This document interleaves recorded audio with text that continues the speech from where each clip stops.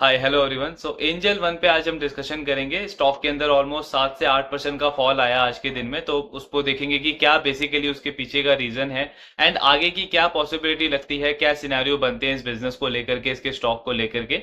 सो इस पे आज हम डिस्कशन करेंगे।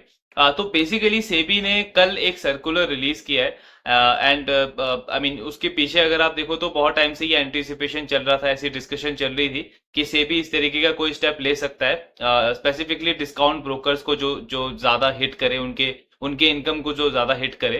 तो जैसे हम काफी टाइम से सुनते आ रहे हैं कि सेबी इस चीज को लेके भी कंसर्न है कि मार्केट में एफ एंड ओ का जो नंबर है वो काफी तेजी से बढ़ा है पिछले कुछ सालों में। इनफैक्ट अगर हम रिसेंट ईयर्स की बात करें पिछले 3-4 साल में, तो काफी सारे डेटा भी आए हैं कि ऑलमोस्ट 4 गुना 5 गुना वॉल्यूम बढ़ गए हैं। एफ एंड ओ के ऑप्शंस के वॉल्यूम में काफी ज्यादा बढ़ोतरी हुई है एंड उसमें एक बहुत बड़ा रोल जो है वो रिटेल इन्वेस्टर्स की तरफ से रहा है। रिटेल इन्वेस्टर्स ने काफी ज्यादा पार्टिसिपेट किया है पिछले 3-4 साल के अंदर एंड अल्टीमेटली अगर आप देखोगे तो सेबी ने भी इस चीज को बार बार बोला है कि एफ एंड ओ में जो लॉस होता है वो हमेशा मोस्ट केसेस में रिटेल इन्वेस्टर का ही होता है। तो वो एक कंसर्न और उसको लेकर के डिस्कशन जो चल ही रहा था। वैसे ही कुछ इन्होंने स्टेप भी लिया है बेसिकली। तो इन्होंने सर्कुलर में बोला क्या है, तो सबसे पहले अगर आप डिस्काउंट ब्रोकिंग का मॉडल देखो, तो डिस्काउंट ब्रोकिंग का मॉडल क्या होता है कि ये फुल टाइम ब्रोकर्स के कंपैरिजन में आपको काफी सस्ता ब्रोकरेज रेट ऑफर करते हैं। इनके जो प्लान्स होते हैं ब्रोकिंग के वो बहुत ज्यादा कम रेट के होते हैं compare to full time brokers. Because full time brokers या ट्रेडिशनल ब्रोकर्स अगर आप आज से 7-8 साल 10 साल पहले चले जाओ तो आपको बहुत ज्यादा ब्रोकिंग चार्जेस पे करना पड़ता था। अगर आप एफ एंड ओ में काम कर रहे हो तो उसमें भी काफी हाई ब्रोकरेजेस होती थी। लेकिन उसमें एक एडवांटेज क्या होता था कि आपको एक आरएम मिल रहा है, आपको पूरा फुल सर्विस मिल रहा है, रिसर्च रिपोर्ट मिल रही है, एडवाइजरी मिल रही है, सारी चीजें मिलती थी। ऑल दो अब उसमें भी एक एक नेगेटिव पॉइंट ये होता था कि मिस सेलिंग ज्यादा होती थी उसमें। तो वो चीजें थी। लेकिन डिस्काउंट ब्रोकिंग का जो ये मॉडल आया है, जैसे जीरोधा ने इसको इसको लेकर के आई, जीरोधा उसके बाद ग्रो अपस्टॉक्स बाकी सारी कंपनीज ने भी इसको फॉलो किया।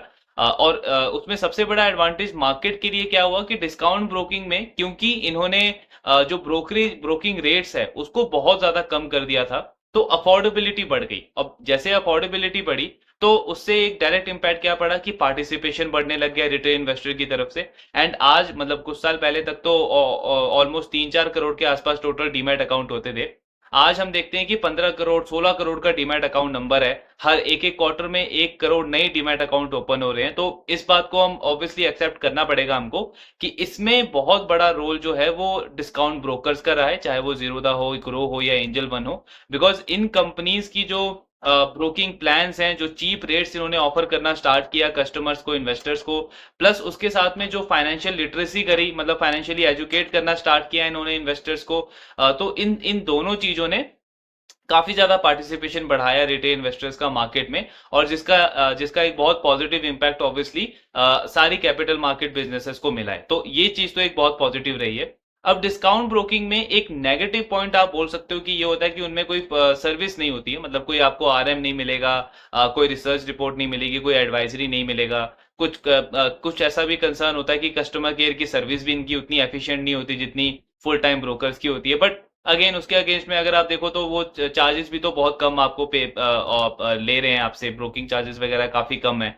एंड उसके साथ में इनका जो ऐप होता है, जो टेक्नोलॉजी वाली जो चीजें होती हैं वो काफी ज्यादा एफिशिएंट होती है। तो प्रोज कॉन्स दोनों के हैं, लेकिन इस बात को ऑब्वियसली हमको एक्सेप्ट करना पड़ेगा कि इन्वेस्टर्स का पार्टिसिपेशन जरूर बढ़ा है डिस्काउंट ब्रोकर्स की वजह से। अब डिस्काउंट ब्रोकर्स का ये जो मॉडल था, जो ये चीप रेट जो ऑफर करते थे, इसमें एक पॉइंट ये होता था कि इनकी अर्निंग इतनी कैसे हो जाती है। मतलब एक तो हमको समझ आता है कि चलो वॉल्यूम आप बहुत ज्यादा आता है आपके पास में, नंबर ऑफ कस्टमर जो है वो फुल टाइम ब्रोकर्स के कंपैरिजन में ऑलमोस्ट 5 टाइम 10 टाइम ज्यादा है आपका, तो वहां से आपका वॉल्यूम निकल जाता है, ये चीज तो हमको समझ आती है। लेकिन उसके बाद भी अगर आप देखो तो एक बहुत बड़ा चंक जो होता है इनके रेवेन्यू का, वो होता है ट्रांजैक्शन इनकम से। तो अभी तक क्या होता था कि जैसे आप या हम जो अभी तक ट्रेड करते हैं किसी भी डिस्काउंट ब्रोकिंग के प्लेटफॉर्म पे, फॉर एग्जांपल ग्रो में आप ट्रेड कर रहे हो या जीरोधा में आप ट्रेड कर रहे हो, तो आप तो डेली ट्रेड कर रहे हो, लेकिन आपका आपका जो ट्रांजैक्शन जो चार्जेस है वो भी डेली लग रहा है। लेकिन ब्रोकर जो ये ट्रांजैक्शन चार्जेस होता है जो वो इन्वेस्टर से लेता है हर एक ट्रेड के ऊपर, ये जो ट्रांजैक्शन चार्ज है ये ब्रोकर को आगे पे करना पड़ता है, एक्सचेंज को, सीडीएसएल को।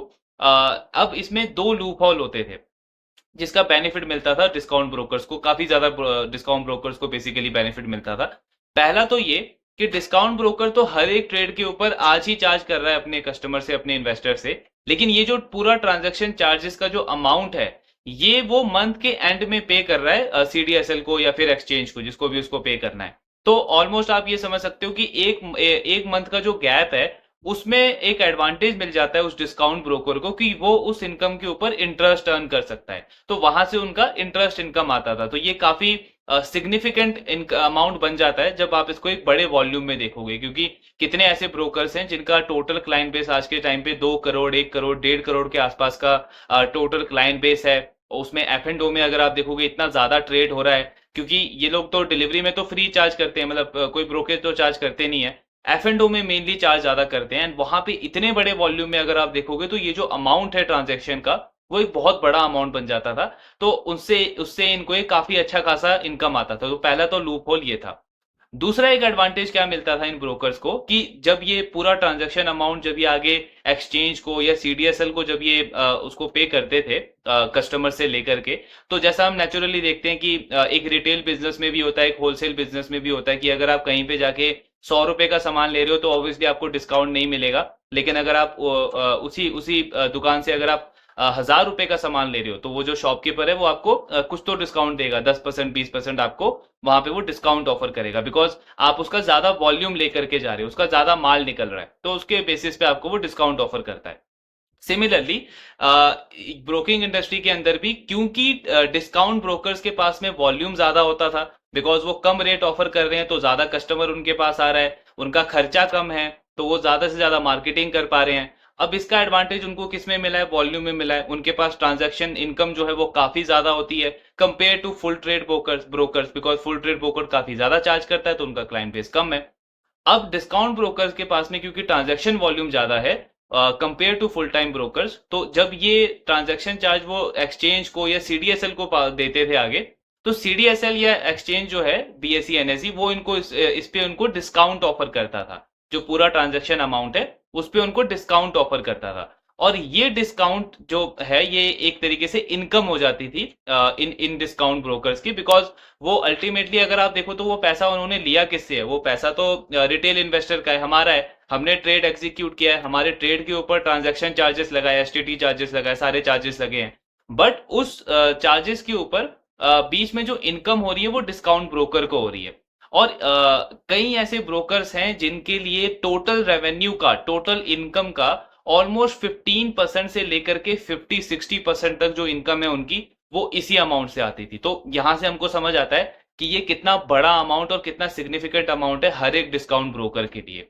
तो ये दो लूप होल थे जिसकी वजह से डिस्काउंट ब्रोकर्स को एक एक बहुत बड़ा एडवांटेज था। अब यहाँ पे सेबी ने क्या किया है? सेबी ने जो सर्कुलर लाया उसमें सबसे पहली चीज तो उन्होंने ये बोली है कि आपको एक लेवल प्लेइंग फील्ड बनानी है। ये बेसिकली उन्होंने एक्सचेंजेस को, सीडीएसएल को ये मैसेज दिया है कि आप जिनसे भी जिस जिस ब्रोकर से भी आप ये मनी कलेक्ट कर रहे हो, आपको एक लेवल प्ले फील्ड देनी है। मतलब ऐसा नहीं है कि आप डिस्काउंट ब्रोकर्स को आप उनको ज्यादा डिस्काउंट ऑफर कर रहे हो जस्ट बिकॉज कि वो आपके लिए ज्यादा वॉल्यूम लेकर के आ रहे हैं, जबकि फुल टाइम ब्रोकर को आप पूरा अमाउंट आप उनसे ले रहे हो, पूरा अमाउंट आप चार्ज कर रहे हो। तो सेबी ने बोला है कि इस चीज को आपको बंद करना पड़ेगा एंड आपको एक फिक्स चार्ज एक फिक्स चार्ज आपको देखना पड़ेगा, वो फिक्स करना पड़ेगा, जो कि आप डिस्काउंट ब्रोकर से भी सेम लोगे और फुल टाइम ब्रोकर से भी सेम लोगे। मतलब इररिस्पेक्टिव कि आपके पास कौन सा प्लेयर कितना वॉल्यूम लेकर के आ रहा है, आप उनको डिस्काउंट ऑफर नहीं करोगे, आपको सेम चार्जेस लेने हैं डिस्काउंट ब्रोकर से भी एंड फुल टाइम ब्रोकर से भी।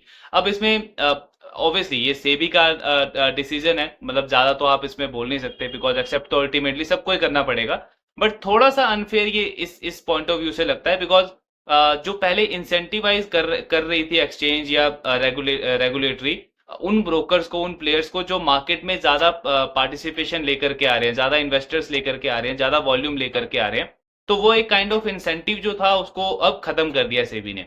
तो आप बोल सकते हो कि बिजनेस पॉइंट ऑफ व्यू से अगर हम देखें तो थोड़ा सा अनफेयर लगता है, बिकॉज ये बिल्कुल वैसे ही हो गया जैसे क्रिकेट का अगर हम एग्जांपल लें तो बिल्कुल उस तरीके से हो गया कि क्रिकेट में अगर विराट कोहली जैसा प्लेयर जो है वो इतना अच्छा परफॉर्म कर रहा है, लेकिन उसको एंड कोई एक नया प्लेयर है जिसकी अभी कोई खास परफॉर्मेंस नहीं है, उसको दोनों को आप सेम फी स्ट्रक्चर में रख रहे हो, तो काइंड ऑफ उस तरीके का हो जाता है बिकॉज फिर इंसेंटिव क्या हुआ, क्या बेनिफिट हुआ एक ऐसे प्लेयर का जो मार्केट में हर मंथ ऑलमोस्ट 40-50% से अपना क्लाइंट बेस बढ़ाते जा रहा है, नए रिटेल इन्वेस्टर्स को लेकर के आ रहा है। Because ultimately at the end अगर हम देखें तो कैपिटल मार्केट में अगर रिटेल इन्वेस्टर आएगा ही नहीं तो ये सारे रेगुलेशन का भी तो कुछ खास बेनिफिट होने नहीं वाला। बिकॉज जितने ज्यादा इन्वेस्टर्स आएंगे उतना ज्यादा बेनिफिट पूरे कैपिटल मार्केट के बिजनेस को है, ब्रोकर्स को है, एक्सचेंजेस को है, डिपॉजिटरीज को है। अल्टीमेटली अगर आप देखो तो जो रजिस्ट्रार है उनको भी बेनिफिट है, तो सबके लिए बेनिफिट है इसमें। तो बिजनेस पॉइंट ऑफ व्यू से अगर हम देखें तो थोड़ा सा अनफेयर लगता है। But yes at the end अगर रेगुलेटर कोई भी हो, सेबी हो या आरबीआई हो, तो इनका एंड पॉइंट तो यही होता है कि जो हमारा कस्टमर है, जैसे आरबीआई के केस में डिपॉजिटर है, सेबी के केस में रिटेल इन्वेस्टर है, तो इनका प्राइम फोकस तो यही रहता है कि हमारे जो कस्टमर है उनके साथ में कोई भी ट्रांसपेरेंसी में कुछ प्रॉब्लम नहीं होनी चाहिए, उनके साथ चीजें हमेशा ट्रांसपेरेंट रहना चाहिए और उनका जो पैसा है वो सेफ एंड सिक्योर होना चाहिए, सो दैट उनका कॉन्फिडेंट बना रहे मार्केट के ऊपर। तो उसी को लेके इन्होंने ये डिसीजन लिया, ये सर्कुलर लेकर के आई है सेबी। अब इससे एक नेगेटिव चीज क्या होगी, बिकॉज अभी तक तो कुछ कंपनीज की तरफ से कुछ खास क्लैरिफिकेशन आया नहीं है। हाँ, जीरोधा के जो ऑनर है नितिन कामत, उन्होंने एक ट्वीट जरूर किया था इसके ऊपर। तो उनका कहना है कि हमने सबसे पहले स्टार्ट किया था ये डिस्काउंट ब्रोकिंग वाला मॉडल, और कैश पे हमने ही स्टार्टिंग से हमने फ्री किया हुआ है, आज भी हम फ्री देते हैं। लेकिन ऑब्वियसली अब ये जो सर्कुलर आया इससे एक बहुत बड़ा इम्पैक्ट पड़ने वाला है पूरे ब्रोकिंग इंडस्ट्री के ऊपर। और उन्होंने तो डायरेक्टली बोला भी है कि इसकी वजह से, क्योंकि हमारा 10% रेवेन्यू जो है वो यहीं से आता था, तो उन्होंने तो क्लियर इस चीज को किया कि उनका 10% जो बिजनेस है वो इस वाले सोर्स से आता था, जो वो डिस्काउंट मिलता था उनको एक्सचेंज की तरफ से, सीडीएसएल की तरफ से।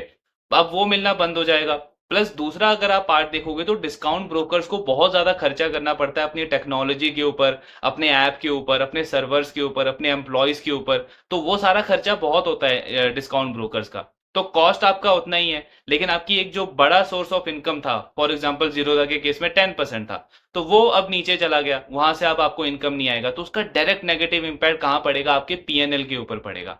तो उसके लिए जीरोधा के जो ऑनर है उन्होंने तो क्लियरली बोला है कि अब इसकी वजह से हमको फोर्सफुली हमारा जो कैश वाला सेगमेंट है, जो अभी तक हम फ्री देते थे, उस पे हमको कुछ ना कुछ चार्ज बढ़ाना पड़ेगा।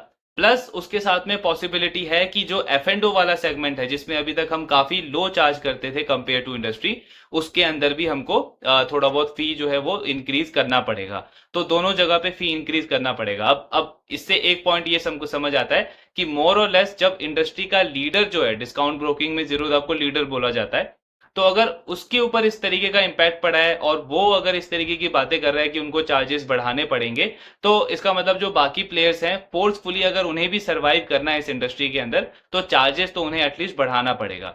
तो अगर चार्जेस बढ़ेंगे तो एक तरीके से जो जो सेबी का जो फोकस है कि ये पार्टी ये एक्टिविटी कम होनी चाहिए एफ एंड ओ में, तो उसको कहीं ना कहीं नेगेटिव हिट लगेगा। बिकॉज जितने भी रिटेल इन्वेस्टर हैं वो क्यों डिस्काउंट ब्रोकिंग ऐप के ऊपर जाते हैं, क्यों डिस्काउंट ब्रोकिंग में वो अपना अकाउंट ओपन करवाते हैं, बिकॉज वहां पे चार्जेस काफी कम लगते हैं। तो अगर वहां पे चार्जेस बढ़ जाएंगे तो एक तरीके से आप देखोगे तो डिस्करेज होगा उनके इंटरेस्ट को, मतलब वो जो इतना एफ एंड ओ करते हैं उसको थोड़ा सा इम्पैक्ट पड़ेगा। तो इस तरीके से सेबी ने ये स्टेप लिया है। अब पॉइंट ये आता है कि अगर जीरोधा के बिजनेस को इंपैक्ट पड़ रहा है तो डेफिनेटली बाकी प्लेयर्स पे भी इंपैक्ट पड़ेगा, काफी नेगेटिव इंपैक्ट पड़ेगा। इनफैक्ट कुछ तो इस तरीके की भी डिस्कशन चल रही है कि कई ऐसे प्लेयर्स हैं, इनफैक्ट ये हम देखते देखते भी हैं कि पिछले 2-3 साल में बहुत सारे नए नए कंपनीज आ गई हैं डिस्काउंट ब्रोकिंग वाले मॉडल को लेकर के। कोई एक बड़ा सेलिब्रिटी वो अपॉइंट करते हैं, उसके थ्रू मार्केटिंग पे पैसा खर्च करते हैं एंड वहां से वो नए नए क्लाइंट्स का एक्वायर करते हैं। सो ऐसे बहुत सारे ऐप्स आ गए हैं पिछले कुछ टाइम में, और ऐसा डिस्कशन चल रहा है कि वो जो नई कंपनीज हैं, जो जो बहुत न्यू प्लेयर हैं, कुछ खास उनका ब्रांड अभी तक बना नहीं है, उनका तो इनफैक्ट 50-60% जो रेवेन्यू है वो यही इसी इसी बिजनेस से आता था। तो इस तरीके की जो कंपनीज हैं उनके बिजनेस को तो बहुत ज्यादा नेगेटिव इंपैक्ट पड़ेगा, बिकॉज उनको तो माइट भी पूरा मॉडल ही चेंज करना पड़ेगा। ये डिस्काउंट ब्रोकिंग में तो वो सरवाइव ही नहीं कर पाएंगे अगर इतना उनका आधा रेवेन्यू ही खत्म हो जाएगा, बिकॉज ये सीडीएसएल वाला तो अब उनका इनकम गया। तो ऐसी कंपनीज को ज्यादा इंपैक्ट पड़ेगा। लेकिन इसके साथ में डेफिनेटली जो बाकी प्लेयर्स हैं, जैसे एंजल वन है, ग्रो है, अब स्टॉक्स है, या आपका 5 पैसा कैपिटल है, उनको भी कहीं ना कहीं नेगेटिव इंपैक्ट इसके ऊपर पड़ेगा। पॉइंट यहाँ पे ये आता है कि हम एज ए रिटेल इन्वेस्टर इस तरीके के केसेस में क्या कर सकते हैं। तो एक चीज हमको समझना पड़ेगा कि चाहे आईटी का रेड हो, या इस तरीके का कोई रेगुलेटरी एक्शन हो या कोई जैसा बैन लगता है किसी कंपनी के ऊपर, तो इनमें एज अ रिटेल इन्वेस्टर हमारे पास कोई बहुत ज्यादा क्लैरिटी नहीं है। तो सबसे बेस्ट ऑप्शन यही है कि आप उस चीज के ऊपर एक्ट करो जो आपको पता है, मतलब जो आपके पास नॉलेज है। जैसे हमको पता है कि एंजल वन का अगर हम एग्जांपल लें, तो हमको पता है कि एंजल वन ने पिछले 2-3 साल में बहुत अच्छा ग्रो किया है। इन्होंने अपना बिजनेस पूरा टर्न अराउंड किया है, फुल टाइम ब्रोकर से डिस्काउंट ब्रोकिंग के अंदर आए हैं ये। लगातार इस कंपनी ने मार्केट शेयर गेन किया है। एंजल वन और बाकी प्लेयर्स जो हैं इनके नीचे, उनमें बहुत बड़ा गैप है क्लाइंट बेस के अंदर, क्लाइंट एक्टिविटी के अंदर, नंबर ऑफ ट्रेड के अंदर। तो ये चीजें फैक्ट हैं। As a business Angel One बहुत अच्छा कर रहा है। बट अगेन ये भी हमको एक्सेप्ट करना पड़ेगा कि जब जीरोधा पे 10% का इम्पैक्ट पड़ रहा है, तो एंजल वन की रेवेन्यू के ऊपर भी, बिजनेस के ऊपर भी इम्पैक्ट जरूर पड़ेगा। इसका पॉइंट यहाँ पे ये आता है कि वो इम्पैक्ट कितना होगा इसकी हमें कोई क्लैरिटी नहीं है। तो अब एंजल वन का एक्चुअली रिजल्ट जो है वो अभी भी 2 हफ्ते के अंदर इनका रिजल्ट आएगा, 15-16 को रिजल्ट है, उसके बाद कॉन कॉल होगी। तो एग्जैक्ट क्लैरिटी तो हमको तभी मिलेगा जब मैनेजमेंट इस चीज के ऊपर क्लियर करेगी कि उनका कितना रेवेन्यू इम्पैक्ट हो रहा है और मैनेजमेंट क्या स्टेप्स ले रही है इस चीज को कवर करने के लिए। तो एग्जैक्ट क्लैरिटी तो तभी मिलेगा। लेकिन यस, इम्पैक्ट पड़ेगा। तो एक तो पॉइंट ये बनता है यहाँ पे कि अगर ये चीज हमको ज्यादा बॉदर कर रही है कि फॉर एग्जांपल किसी के पोर्टफोलियो में टॉप एलोकेशन में आता है एंजल वन, और उसका स्टॉक तो आज ही 7-8% नीचे हो गया है, एंड यहाँ से वी डोंट नो कि क्या होने वाला है, बिजनेस क्या स्ट्रेटेजी फॉलो करेगा, कितना इनका इम्पैक्ट होने वाला है रेवेन्यू, इस चीज पे कोई क्लैरिटी नहीं है। तो अगर ये चीज ज्यादा बॉदर कर रही है, तो ऐसे इन्वेस्टर जिनका ऑलमोस्ट टॉप एलोकेशन है एंजल वन जैसे स्टॉक में, तो इट्स बेटर कि आप एलोकेशन या तो अपना कम कर लो, या फिर बहुत ज्यादा ही अगर आपको बॉदर कर रहा है तो पूरा भी आप एग्जिट कर सकते हो, वो भी एक बेटर चॉइस है। मतलब पर्सनली मैं अपना अगर आपको शेयर करूं तो मेरी तो यही फिलॉसफी होती है। बिकॉज हम सिर्फ अजम्पशन पे तो रह नहीं सकते कि नहीं ये ठीक हो जाएगा या कल को चल के एंजल वन ग्रो कर लेगा, बिकॉज ये सारी अजम्पशन है। जब तक मैनेजमेंट आके इस पे कोई क्लैरिटी नहीं देती, तब तक ये सारी चीजें अजम्पशन है। तो इसमें पर्सनली मुझे सबसे बेटर ऑप्शन यही लगता है कि अगर हमको हमारा टॉप एलोकेशंस के अंदर आता है ऐसा ऐसा कोई बिजनेस, ऐसा कोई स्टॉक, तो बहुत बेटर है कि हम अपना एलोकेशन कम कर लें। बिकॉज मार्केट में तो और भी अपॉर्चुनिटीज हैं, बाकी अपॉर्चुनिटी को एक्सप्लोर कर सकते हैं हम तब तक। एंड 2 हफ्ते 3 हफ्ते के अंदर इस पे क्लैरिटी आ जाएगा मैनेजमेंट की तरफ से। तो अगर अपने कॉन कॉल के अंदर एंजल वन बोलता है कि हमें एज अ बिजनेस बहुत नेगेटिव इम्पैक्ट नहीं पड़ेगा, 10-15% का इम्पैक्ट पड़ेगा, बट हम इसमें रेट्स वगैरह अपने इंक्रीज करेंगे और हमें कॉन्फिडेंट है कि हमारा ग्रोथ वगैरह मेंटेन रहेगा, शॉर्ट टर्म में थोड़ा बहुत पेन आएगा, तब तो ठीक है, तब तो कोई बहुत बड़ा इम्पैक्ट तो पड़ने नहीं वाला। बिकॉज ऑब्वियसली अगर आप लॉजिकली भी सोचो तो सेबी ने ऐसा तो बोला नहीं है कि आप नया क्लाइंट नहीं ले सकते, या फिर आपका F&O हम बैन कर देंगे, या कैश वाला सेगमेंट बैन कर देंगे, ऐसा तो कोई एक्शन उन्होंने बोला नहीं है। हर एक ब्रोकर को इम्पैक्ट पड़ेगा, बट हाँ शॉर्ट टर्म में पेन है। लॉन्ग टर्म में जो ग्रोथ अपॉर्चुनिटी है इस इंडस्ट्री के अंदर, वो तो अभी भी है ही। एक बहुत स्ट्रॉन्ग ग्रोथ पोटेंशियल है। आज 15-16 करोड़ डीमैट अकाउंट है, ये नंबर कल को जाके 40 करोड़, 50 करोड़, 60 करोड़ पे जाएंगे। तो उनको सर्विस करने के लिए तो ऐसे डिस्काउंट ब्रोकर्स चाहिए ही। एंड अभी भी इन टर्म्स ऑफ एफिशिएंसी अगर हम देखें, तो डिस्काउंट ब्रोकर्स के पास में हमेशा एक एडवांटेज रहेगा। हाँ, जो वीक प्लेयर्स हैं, जिनका कोई मॉडल ही नहीं बना है, जो सिर्फ 40-50% रेवेन्यू अपना सिर्फ इसी के बेसिस पे अर्न कर रहे थे, उनके लिए तो एक बहुत बड़ा झटका है, और उनका उनका सर्वाइवल भी बहुत ज्यादा डिफिकल्ट हो जाएगा आगे चल करके। लेकिन यहाँ पे उन प्लेयर्स के लिए एक एडवांटेज होगा डिस्काउंट ब्रोकिंग के अंदर भी, जिनका मॉडल बना हुआ है, जिनका एक ब्रांड है, जिनका एक क्लाइंट बेस बना हुआ है, जिनके पास फोकस है, विजन है कि आगे हमें अपना बिजनेस किस तरीके से लेके जाना है। फॉर एग्जाम्पल अगर आप एंजल वन का ही देखो, तो उन्होंने कितना अच्छे से हर एक कॉन कॉल के अंदर इस चीज को क्लियर किया है, और एग्जीक्यूशन भी हम देख रहे हैं, ट्रैक कर पा रहे हैं कि बिजनेस ऑन ट्रैक है, कि वो फिनटेक प्लेयर बनने जा रहा है। सिर्फ ब्रोकिंग नहीं, ब्रोकिंग के साथ में वेल्थ मैनेजमेंट, एएमसी का बिजनेस, देन उसके साथ में इंश्योरेंस का बिजनेस, उसके साथ में लैंडिंग का बिजनेस। तो एक पूरा फिनटेक प्लेयर बनने का फोकस है एंजल वन का, और उसके साथ उसके प्रोग्रेस भी काफी अच्छी चल रही है कंपनी की। तो इस तरीके के जो मॉडल्स हैं, उनके पास हमेशा ऑब्वियसली एडवांटेज रहेगा।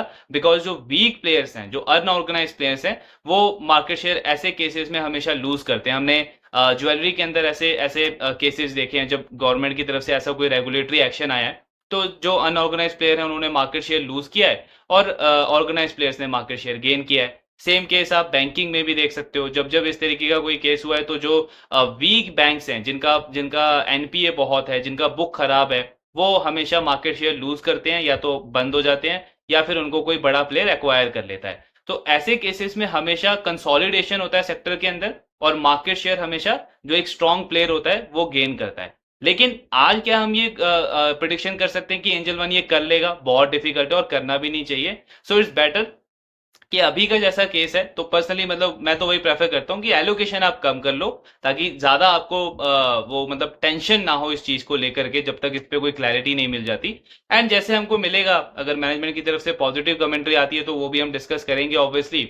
एंड उसके बाद से हम दोबारा से एंटर कर सकते हैं स्टॉक के अंदर, अगर हमें वो ग्रोथ पोटेंशियल दिखता है तो। अदरवाइज अगर वही नेगेटिव कमेंट्री आती है, मैनेजमेंट बोलता है कि हमें कुछ एग्जैक्ट लग नहीं रहा कि कब तक हम रिकवर कर पाएंगे, कोई बहुत बड़ा अगर लॉस होगा हमारे मार्जिन में और प्रॉफिट में, तब तो ऑब्वियसली जो हमारा बाकी का भी एलोकेशन है, पर्सनली तो मैं वही प्रेफर करूंगा कि वो भी कट कर लिया जाए एंड बाकी अपॉर्चुनिटीज को एक्सप्लोर किया जाए। सो ये सिंपल फिलॉसफी लगती है, बिकॉज मार्केट में सबसे पहला प्रायोरिटी तो यही है कि कैपिटल प्रोटेक्ट करना है हमेशा, एंड उसके साथ में वेल्थ क्रिएट करना है। क्योंकि अगर आप कैपिटल प्रोटेक्ट नहीं करोगे तो बहुत सारे ऐसे केसेस आपके साथ होते जाएंगे। पास्ट में ऐसे बहुत सारे केसेस हुए हैं, यस बैंक हुआ है, डीएचएफएल हुआ है, और इन्वेस्टर सिर्फ होप में बैठे हुए थे कि कल को चल के चीजें ठीक हो जाएंगी। सो इट्स बेटर कि आपके पास आज जो इन्फॉर्मेशन है उसके बेसिस पे आप एक्ट करो, रैशनली एक्ट करो। इमोशनल नहीं होना है कि हमने इतने टाइम से बिजनेस को ट्रैक किया है, पढ़ा है, हर एक क्वार्टर में इसका रिजल्ट सुना है, कॉन कॉल सुना है, अब उसके बाद में ये क्यों हो गया, तो उस तरीके का बायस नहीं आने देना है, इमोशनली अटैच नहीं होना है, रैशनली एक्ट करना है। एंड देन अगर कल को लगता है कि हाँ क्लैरिटी मिल गई है, तो ऑब्वियसली अपॉर्चुनिटी तो हमेशा इस तरीके के बिजनेसेस में रहती ही है। सो ये ओवरऑल डिस्कशन था एंजल वन के ऊपर। बाकी आपके जो भी डाउट्स हैं, do let me know in the comment box. Thank you very much.